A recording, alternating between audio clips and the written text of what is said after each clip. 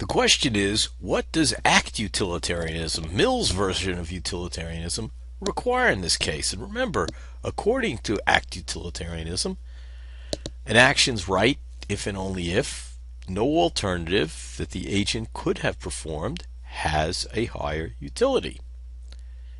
So in this case, what are the alternatives? We have to look at the alternatives and decide what they are, and just figure out which has the highest utility. And let's think about some alternatives that are available to the grandson at this point.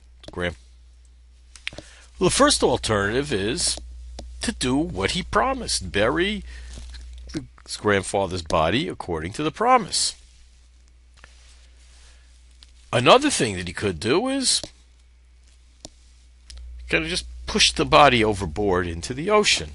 Doesn't take as much effort as burying him according to this whole ritual, and the grandson doesn't buy the ritual to begin with. He could just let the body rot where it is, bring him home when he finally gets finished. And so far, well, you think the guy ought to really bury the body the way he promised, even though it requires some effort. And imagine he's kind of a lazy guy, doesn't keep his promises often, really doesn't care. In that case, B, he could just throw him into the ocean, got rid of the body. Nobody's going to know where that island is. Nobody's ever going to come back. The only people that are going to be affected the only person that's going to be affected is the grandson. The grandfather's not going to be affected. He's dead. No pleasure and pain at this point. He could let the body rot where it is. Maybe it'll start to smell. It's a big boat. Might not bother him that much, but only a little bit. Or one alternative, the grandson liked going on the trip with his grandfather because he loves fishing. And the bigger the fish, the better it is. And now he has a whole body that he could throw the bloody body after he cut it up into bait and chum and throw it into the ocean and attract some really big fish and have some great fishing. Now, what's pretty clear to us is what he should do. It doesn't matter that his grandfather's not alive. It doesn't matter that there's nobody else to enforce the problem. It doesn't matter that there's nobody else that even knows about this to enforce the promise. It doesn't even matter that nobody else even knows about the promise that he made to his grandfather. A is the right thing to do. Why? Because he's promised. Along with that promise, you have this moral obligation. But now, let's see what the utilities are. What does Act Utilitarianism require? Well, we're looking at the utilities now. The utility of the first one, burying the body, is 10, plus 10.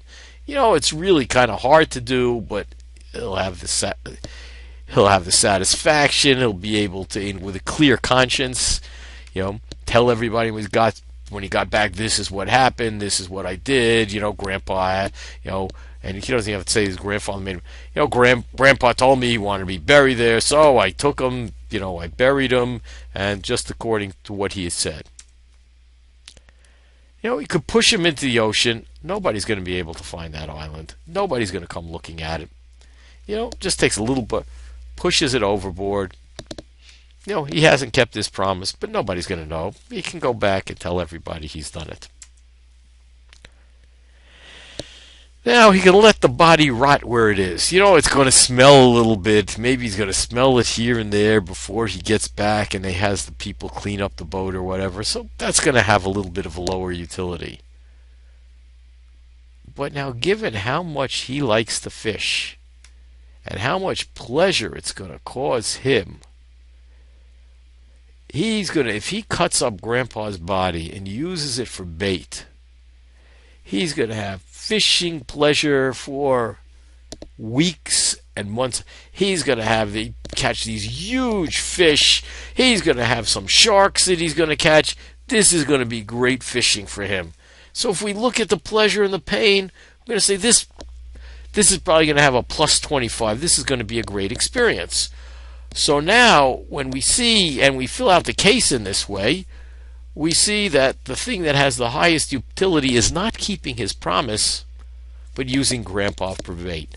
Now, let me just tell you, if you are worried that no, keeping your promise has the highest utility in this example, you got to bear in mind that we could construct another example just like this, in which doing whatever causes him the most pleasure is not what he promised to do.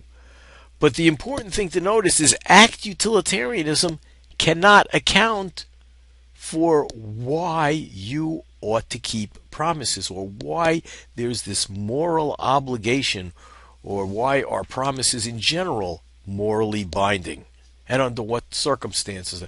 Utilitarianism cannot account for it. So it's really a big problem. So that act utilitarianism can't account for the morality of practices like promising, lying, honesty, etc.